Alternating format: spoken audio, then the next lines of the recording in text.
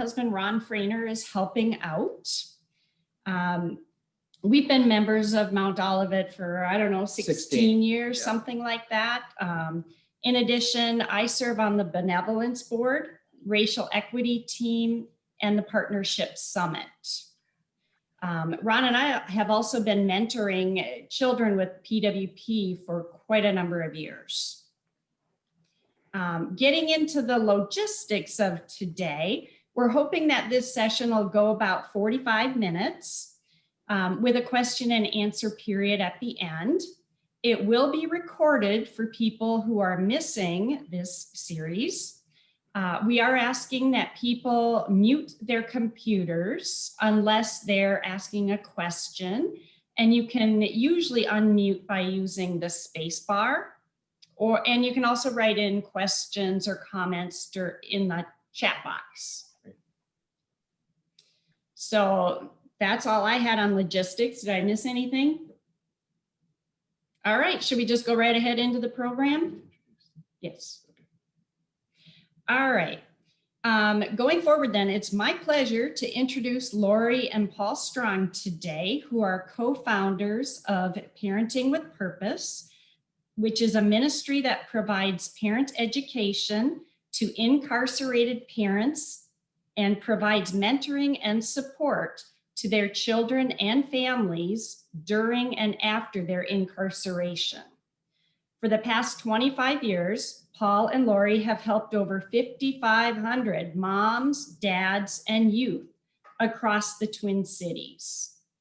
Both Paul and Laurie have bachelor's degrees in sociology and have a combined 60 years of experience working with people from different cultures and beliefs. Now I'm going to let them tell you a little bit more, or tell us all a little bit more about PWP. Well, hello. Thank you all for joining. Super excited to share with you about Parenting with Purpose.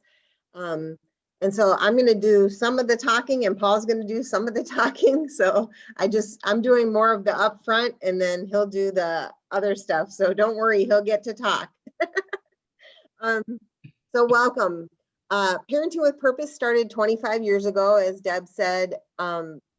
We started with, we both were working in different human service organizations, and Paul had called me. We weren't married at the time. He called me, said, do you have parenting for a certain group of people? And through that conversation, we just realized that there was a gap of services somewhere. And so the Lord led us to the prison in Shakopee, which is the women's prison. And at that time, there was only 160 women there. Now there's over 600. But when we went in, we presented the opportunity to teach parenting classes there, and they had never had any parenting classes there. And so they were a little leery, not sure that it would work. And so they said that they would give us a 6-week trial period. And so Paul and I went in and taught parenting together, and good rumors spread very fast. And the women were delighted with what we did.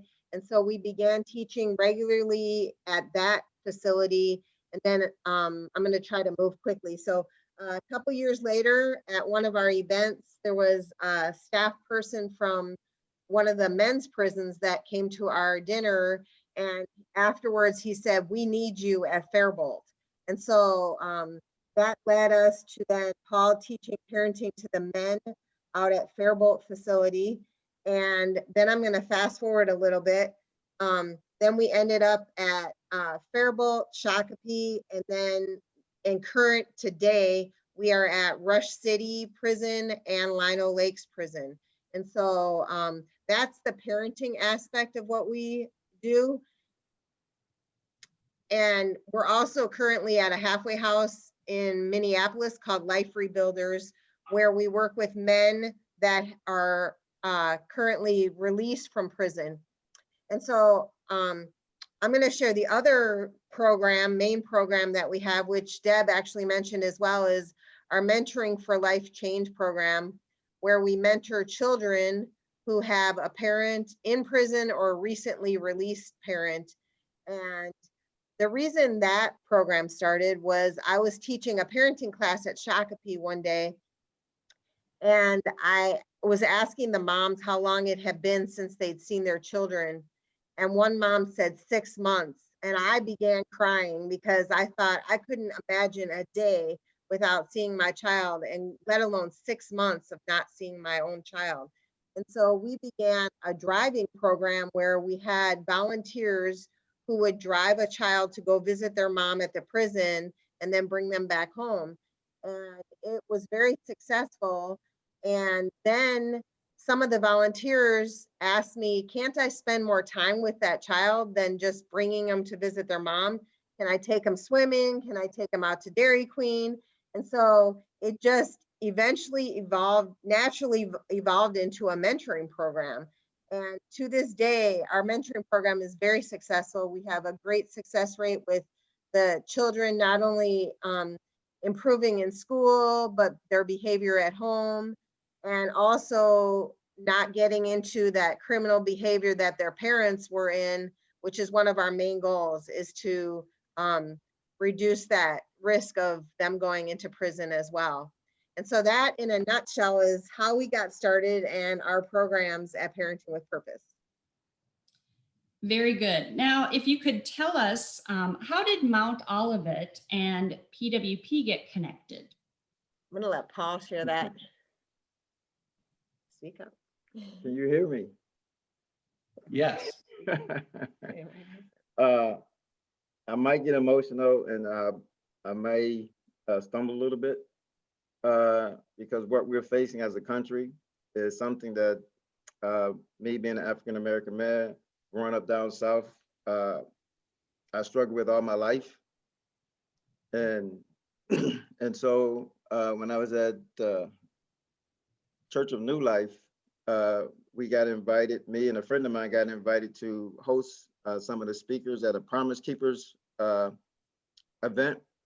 And the guy that I was hosting was Gary Smalley, a well-renowned family guy. And so we spent some time, and there were some African-American speakers there. And Mount Olivet had a pastor, John Strumman. He and a couple of his men from the church went to that event, and somehow, some way, he sat next to Pastor Sam Nero, who was my pastor, and they were talking about race conciliation and how can we take it from hearing to being proactive about it. And so I was leading the men's Bible study, and he said, "Hey, I met this pastor from Mount Olivet, and he wants to start this reconciliation. And would you be interested?" And I was like, nah. And so he left it at that, and I went home and I was praying, and God reminded me of my meeting with Gary Smalley and how he was talking about, God has something big for me, and he liked, what we were hearing. He says it's time for the church, especially men, to be proactive in race conciliation. And so I was going through it, and I said, yeah, I'll go. And Wayne Sharp reached out to me, and he asked me, gave me the date. And so I was trying to get other people from the church to come to join with me, because I'm like, I don't want to go by myself, to be honest with you. And so I asked my pastor, and he said, I'm just so busy. And I asked the men in the Bible study, and they said no. They had every excuse in the book. And so I got in my car, and I was like, well, that means let me call Wayne, tell him we can't go. And the Lord said, I didn't tell them to go, I told you to go. And I was like, I'm going to be the only one. He said, I'm not calling you to go over there to change their mind about race reconciliation. I want you to go over there just so that they can love you and you can love them. And I just want you to be yourself. And so I went, and Wayne was kind of surprised because I don't even think I told him I was coming. And when I showed up, he gave me a big hug, and Wayne Wilson was there. And he came and he said, my brother for another mother. And I'm like, dude, you ain't white, you ain't black. And then he kind of got offended. So afterwards he talked about it, and me and him came really close.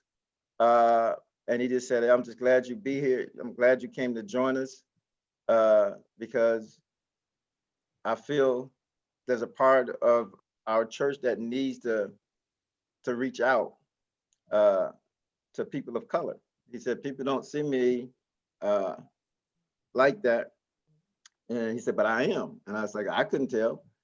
And so I went, and to this day, the men's Bible group, my Bible study group is like my family. They've helped me in so many ways. We may not always get along, agree. But one thing I know, that they love me for who I am. They love God. And God took me back when I was growing up, when my dad's best friend was a white guy. And so when you talk about race reconciliation, God showed me that that's part of my destiny. And so Mount Olivet was the group that he used, that men's Bible study, to get me to see things from God's perspective. And so that's how Mount Olivet is very influential in PWP. Great. And obviously, Mount Olivet and PWP have a very long history together. Now I have another question that I think Paul is answering. Oh, Just to yes. interject, we haven't shown the video yet, which is fine, but I didn't Oh, want to I'm forget sorry. Yeah, I forgot about that. about that. So You want to show that now? we don't have to. We can show it at the end if you want now.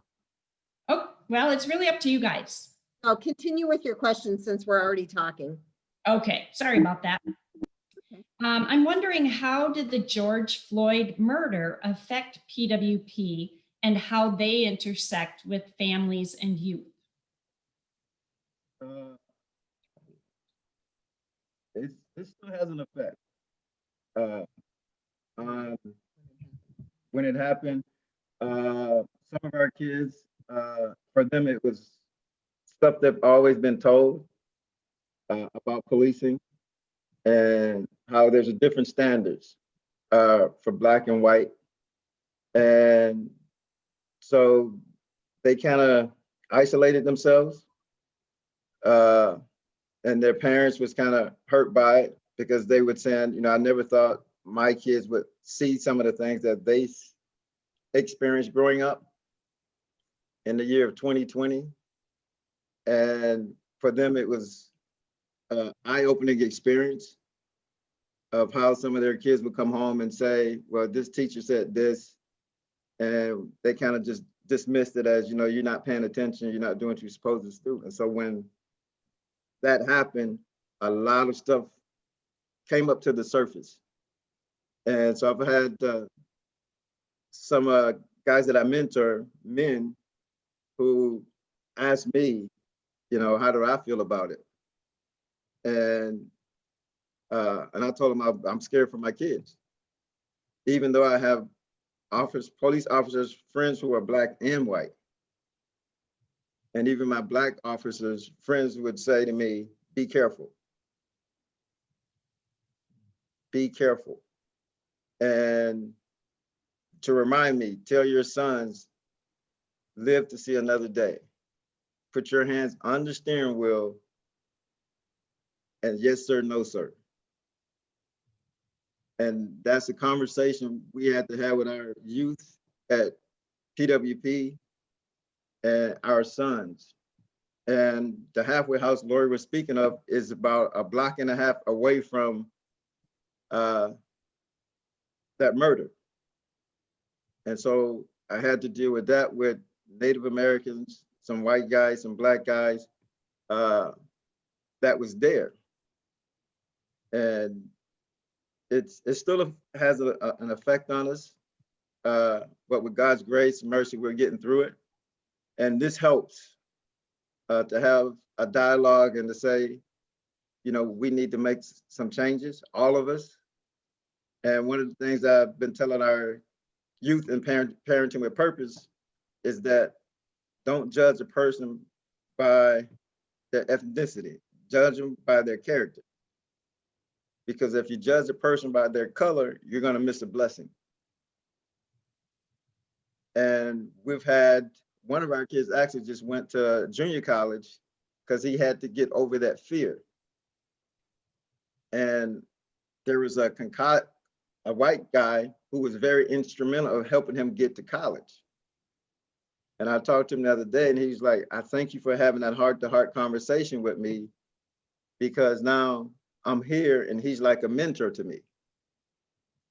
And so we're seeing some transformation right now. And his mom, she was nervous to release him. And when she met the guy and talked to him, she was like, I know he's going to take care of my son. And so that's how it affected our families. It affects just about everything that I'm involved with today. And Ron, that's why I have not been at Bible study, because I'm still getting a lot of this stuff out of me. And I'm helping pastors work through it themselves, because they said it's not enough just to have this meeting, but what are we going to do? Jesus was active. He wasn't passive. He gave us a commandment: love one another. And if we, the church, don't do it, this is the result, and it's going to get worse. And so I appreciate Deb and Ron putting this on, because it helps me. Because when I leave this meeting today, I'm going to meet some people and I can tell them that the America that we've been hoping for our sons and daughters is close. It's close. And we all have a part to play in it. And if we don't do it, shame on us. And especially for God-fearing people who say they love God, this is our opportunity. And I believe this is why this is happening, for the church to finally become the church, salt and light in a darkened world. And I don't mean to rant, I don't mean to preach. He's preaching. He's preaching. All That's right. good.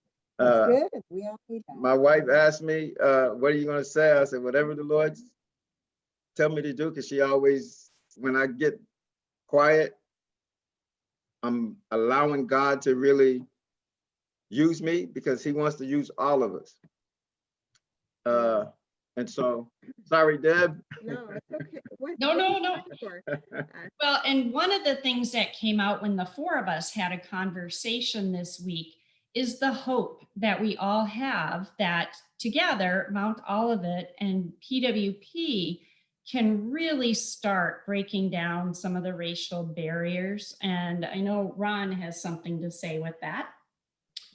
Well, I guess, first of all, I want to talk a little bit about our relationship with PWP.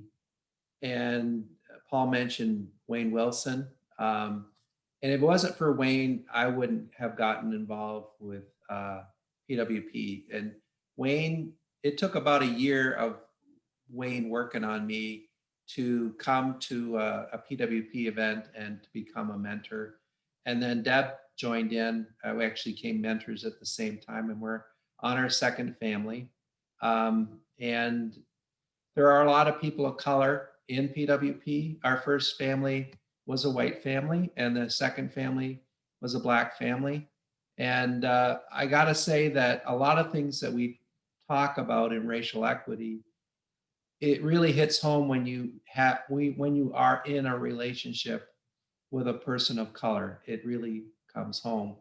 The other thing that in terms of racial equity and what Mount Olivet is doing, we really have done, just looking at what we have done so far, a phenomenal job of educating ourselves. And the conversation needs to move forward as to what's next. And you can see that, 20 plus years ago, Mount Olivet was thinking reconciliation. John Strawman was thinking reconciliation, and how easy it is to want to do the right thing, but not know how to take the next step, or be fearful of taking the next step, or be unequipped to take the next step. And really, that is the challenge here: is what do we do at Mount Olivet to continue what we've started? and to be effective and to do it in the way that God wants us to do it. I agree. I think life experience is probably the best teacher here. And that, that is to me in all cases, life experience is your best teacher. And so I definitely believe that getting involved with people that don't look like yourself is going to be the best teacher for this. And it will change our world if people did that. Definitely. Well, at this point, Laurie, do you want to show that video? And then after that, we'll open it up for questions. Yeah, for sure. This video, I'll just give you a little leeway into it. It's from our annual fundraiser, but it's there's a young lady who's in our mentoring program who's actually waiting for a mentor who sings this amazing song that she wrote, and she's only 10 years old. And then there's some information, some statistics that I shared that I think would be important for everybody to hear. And then definitely questions would be welcomed.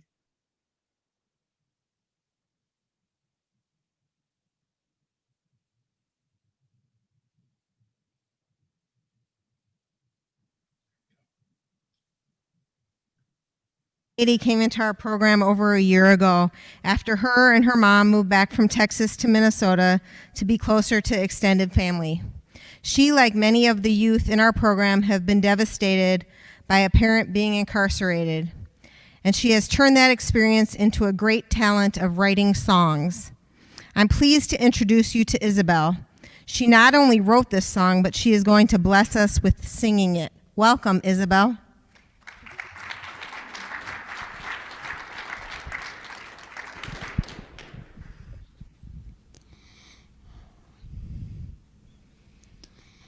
My name is Izzy Clifton. I was a Texan, but now I'm Minnesotan. I had a good life, a mom and a dad. My dog named Bubbles, and boy, I felt glad. But when I went to school, my mom got a call. My dad was taken to prison, broken hearted and old. And hey, the broken hearted blues, the broken hearted blues. The day after my birthday, we drove away, going to Minnesota and stayed for more than one day. I left my friends, my dad and my school, and I guarantee it felt the opposite of cool, yeah, yeah.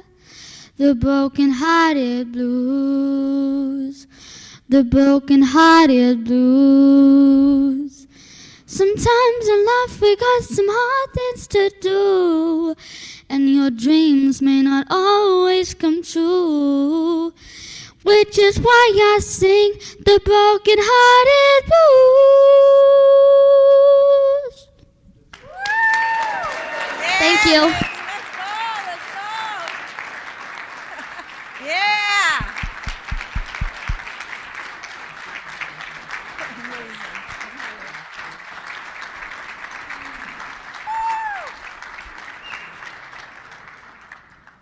Wow. Thank you, Isabel. That was beautiful.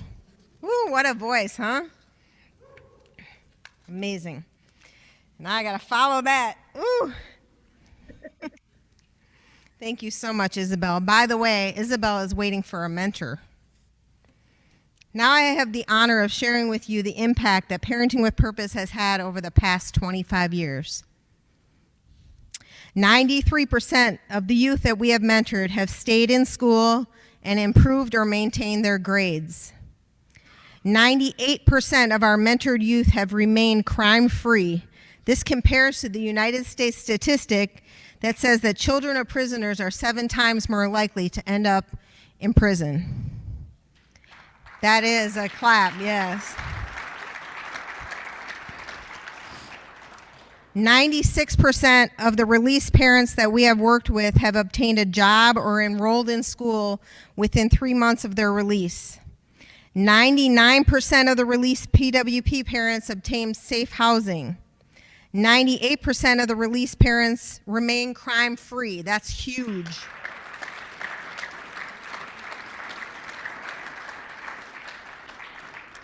Now I'd like to share with you the imprint that some of our parents that were incarcerated have had on the state of Minnesota. One of our moms is a minister and has worked at the US Bank Stadium and other major venues in her construction career. One of our dad owns his own recording label. One of our dads is employed in a management position and has purchased his own home. One of our moms has a lead position at a local nonprofit. These are just some of the success stories for our parents at PWP in Minnesota. Now let's move to the United States. Outside of Minnesota, we have a mom who's in Atlanta that is an author and a minister with her own radio program. We have a mom who lives in Washington, D.C., who recently received her master's degree in social work and partners with the D.C. school system. We have a mom in Atlanta, Georgia, that started her own company and has a daughter who is pre-med at Kennesaw University. We continue to make an impact across the United States and in Minnesota, and I hope that you can join us in continuing our work. You may say, how can I do that? I'm going to show you some opportunities that you can participate in right now or in the future. Those who are here, please take the card that was at your place.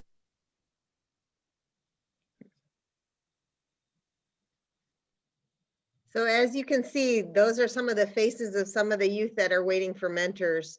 But we just wanted you to see the impact that Parenting with Purpose has had, but also just some of the things, great things that our moms, our dads, and our youth are doing in the community. Thank you, Joy, for showing that. Go ahead, Deb. Now we would like to open it up for questions of Laurie and Paul. And Ron did put in the chat box how to reach the two of them if you have further questions after this program. So anyone have questions?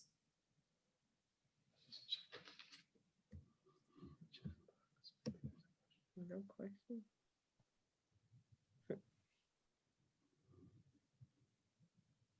That must mean that we covered everything really well. I had to pause for Elmo for a minute. I've got Elmo going on my other screen. Oh, I got you. I have a quick question for you. What is the mentor kind of commitment like? I know that we could probably find that elsewhere, but if you could talk a little bit about, people that might be interested and No, you know, that's a how great long people stay. That's a great question. We were talking to Ron and Deb about this earlier, is that because of COVID, we've kind of changed a little bit of we've become more flexible like everybody else has, right?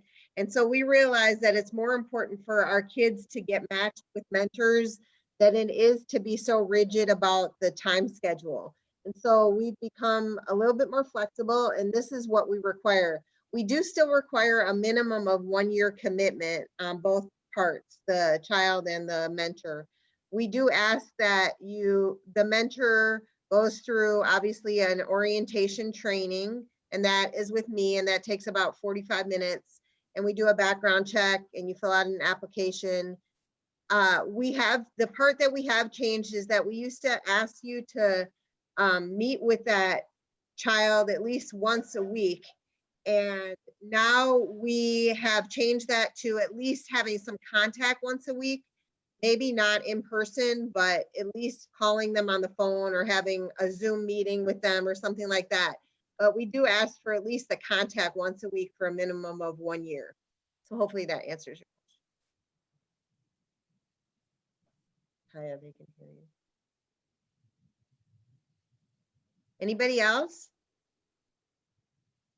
So, Paul and Laura, have your boys encountered any uncomfortable situations with police?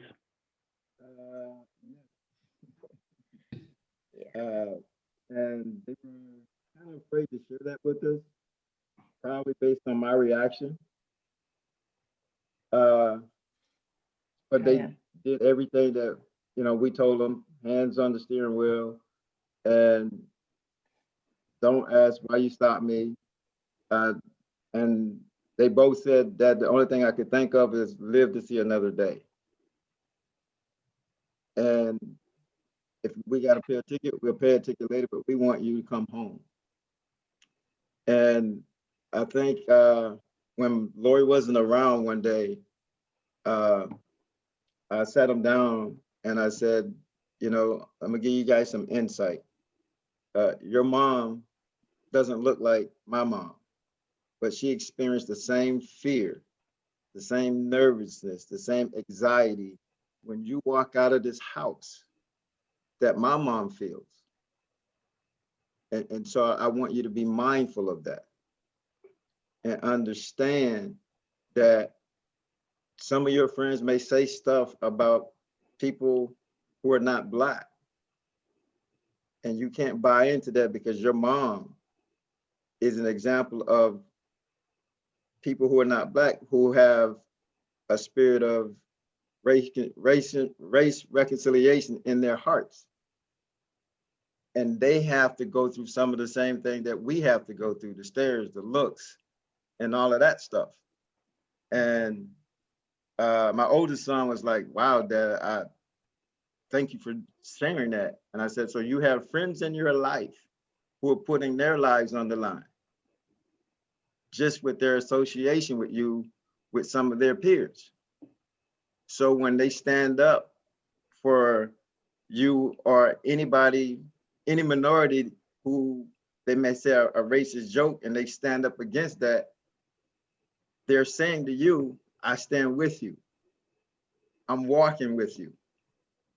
And so so they have, and I always tell them, and the good thing that, you know, they've seen me with Black and white police officers in our community. And when they come up and talk to me, so they understand that, you know, there's bad apples in every group, but there's good police officers, there's good people. And so I help them process it, but it was tough having that conversation. Because again, you know, whoever thought I would be having this conversation with my kids that my mom and dad had with me. Thanks, Hey, Paul. Paul and Laurie, you know, besides working obviously with people of color a lot, but also people incarcerated, you're working in a couple different communities there that are generally facing a lot of obstacles. Can you speak a little bit about, especially the families where parents have come out of prison and the challenges they might have regarding housing, employment, what you see and encounter there, whether it's race related or just prison related or both? Can you speak to that a little bit? Yeah, that's a great question, Ron. You know, having a felony on your record is, I mean, it's a label that you can't get off of there. Just the same way you can't get your race off of you, right? And so they have kind of double jeopardy there if they're, you know, non-white and they have a felony. But so we have both those issues going on. So somebody who has a felony who's any race has the obstacle of housing because typically people won't rent to somebody with a felony. And the only way they can find housing then is that they have to go live with the same family members that were the bad influence or the negative influence that they had before they even went into prison. And so that's a huge barrier, housing is. And then employment is another barrier that not only people with felonies have, but obviously people of color have. And there's, in Minnesota, you know, they did a ban the box a while ago, which was great. So on an application, they can't actually legally ask if they have a felony. They have to wait until they meet them in an interview, which is better for most people if they know how to communicate, right? But again, you have the racial barrier is consistently there, but definitely if you add a felony to that, it's just so much harder. And yeah, so that, I don't know if that answers it kind of briefly, but. Along with that, I work at a halfway house. And if those guys don't get a job, their PO threatens to go send them back. And so when you talk about systemic racism, And I was telling Ron and Deb this, the only place that I haven't seen it is in prison. Because when you go to prison, they don't care if you're black or white or Hispanic, Native American. You are identified by a number. You have no choice of who your cellmate's gonna be.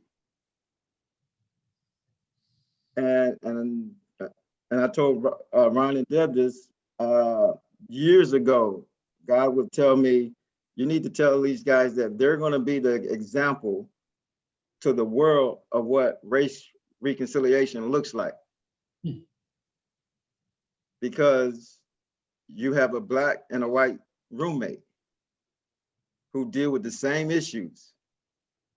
Can't see my family. I got a CO who's abusing his privilege, his power. And they feel like they can do it because they are superior. When I get sick, he can't go ask for another roommate. When I bleed, he sees my red blood. When he bleeds, he sees his red blood. And they realize, man, we got the same blood, just in different skin tone. And I've had 2 guys recently that I work with who were scheduled to do life imprisonment. One guy was white, one guy was black. And the white guy said to me, I was young, I was 22 years old when I came in prison. And back then, prison was tough. You had to join a gang. So because I was white, I joined the white supremacy.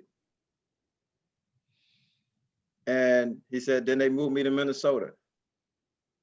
And then all of a sudden, I had a relationship and I had an African-American young lady, daughter. And I realized I got to do something different. And I met this African-American man who was scheduled to do life in prison. He looked at me one day and he said, until you learn who you really are, you're gonna always be in prison. I'm not talking about these cell bars. I'm not talking about this gate. I'm talking about inwardly. He said, I suggest to you, you read the book of Proverbs. And to this day, they're the best friends. And I had the privilege to mentor both of them for 6 months, 6.5 months, to hear their story and to see how God showed me that this is what I'm talking about. They take care of each other.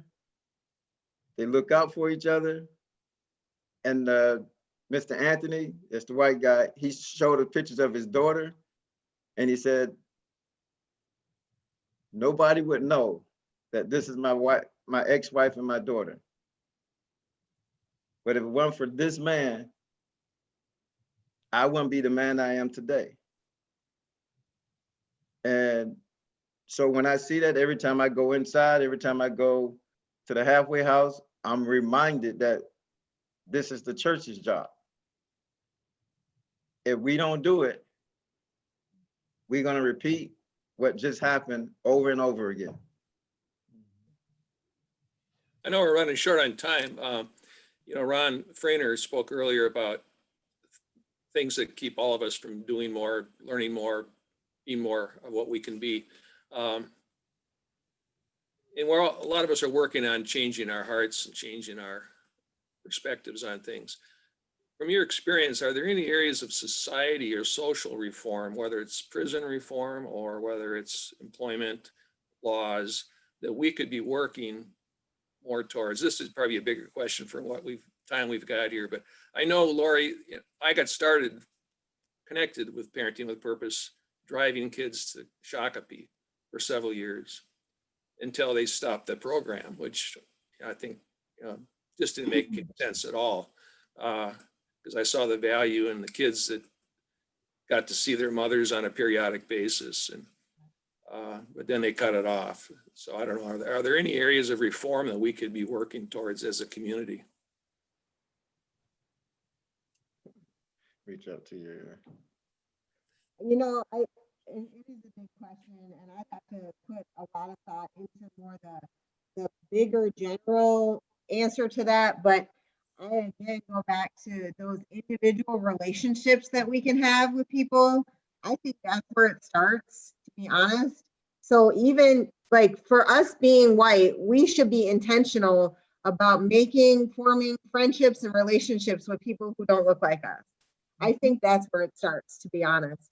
And we might think, oh, what difference does that make? But it does make a difference. One person at a time makes a difference. And so that personally is the best answer I can give, because that's what I know is true. As far as social reform, I'd probably have to get into that a little bit more after I put some more thought into it. But I truly think that it's one individual at a time. Thank you, Laurie. Because of time, I think we're going to have to hold that at questions. But again, you now know how to get a hold of Laurie and Paul if you need. And then I'm going to have Ron close us in prayer. Okay, Lord God, thank you for bringing us here together today. It is no accident that all those years ago that Mount Olivet and Parenting with Purpose came together. And it's no accident that we're here together again today. I pray that you'll stir us up and give us something that we can do to move forward. And thank you for being our leader. Amen. Amen. Thanks, Well, thank you. Yeah, thanks everybody so much for coming and spending some time with us. And again, reach out. We'd love for you to reach out to us. If you have any more questions or want to get involved, we're definitely here, available to talk and answer any of your questions. Thank you. Thank you, Ron and Thank Deb. you. Thanks, Joy, Thank for you. Thank facilitating. you. Thanks, everybody.